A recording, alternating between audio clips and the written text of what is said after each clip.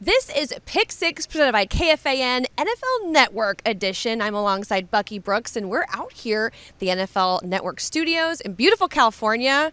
Want to take some of this weather home with me? Yeah, you need to.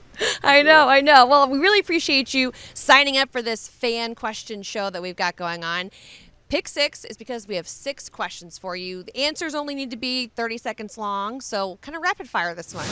All right. Question number 1 is from Walter Manguson. He says, what's your take on cornerback Devon Witherspoon and how he would fit in Brian Flores' defense? It's funny because Devon Witherspoon, to me, compares to Xavier Howard, who Brian Flores had down in Miami. He's an outstanding playmaker, great instincts, awareness, ball skills. He's physical because he'll tackle in space.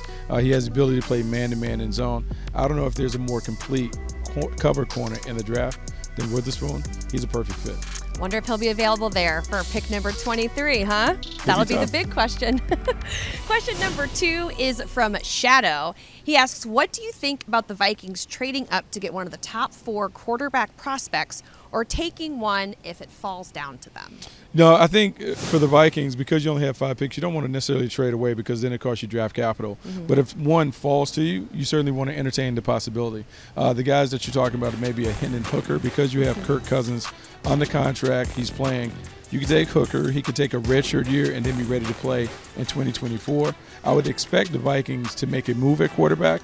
I wouldn't expect it to be day 1. I'm thinking day 2 or day 3. Okay, we'll have to keep our eye on that one. Question number 3 is from RONNIE in NISSWA, Minnesota. He says, which wide receiver should be at the top of our draft boards? Well, top of the draft boards, how about Jackson Smith and Jigba? I will say this because I've compared him to Justin Jefferson in terms of his ability to run routes. He's an outstanding route runner. He does a great job of creating separation. When you go back and look at Ohio State a couple years ago when he had Chris Olave and Garrett Wilson, 2 guys who had impact immediately in the league, he was the leading receiver. And so that speaks to his talent. That speaks to his impact ability.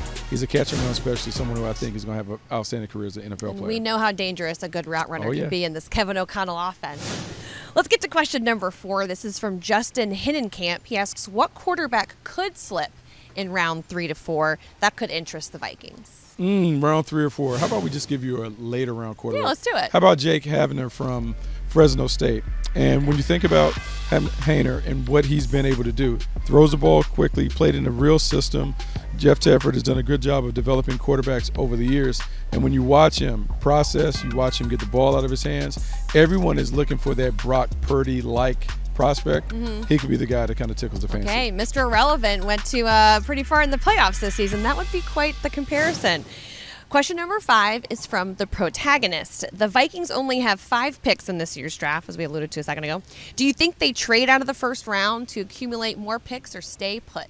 I think a lot of it depends on who you're targeting. Most NFL draft boards, you have about 18 guys in the first round.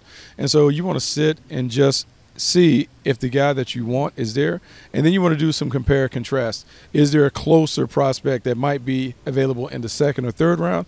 If you have a comparable player, then you can move out. A lot of it depends on what happens before the Vikings get to their pick to determine what their draft day strategy will be. Isn't that why you come up with like mock draft 3.0 and 4.0? Well, I mean, yeah, it's clickbait. Everyone loves a mock draft.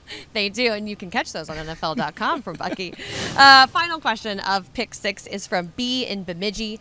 She asks, with Brian Asamoah certainly looking to start in this new season, who out of the linebacker draft class would complement him in the new aggressive Flores defense? So it's funny because this class is a little light, but there are a ton of players who can make plays. So you have Drew Sanders from Arkansas, who's a guy who's very versatile in terms of his ability to control the middle, but he can also blitz, and he has pass rush ability, having 9 sacks at Arkansas. You have Jake Campbell, who played at Iowa, who is a tackling machine, who has all the instincts and awareness that you look for. Trenton Simpson from Clemson is a hit and run and cover linebacker with a lot of speed. So there are plenty of guys available. It really depends on what pick do the Vikings want to use to find a linebacker, because this class is light, but it's not necessarily top heavy in terms of blue chip talent.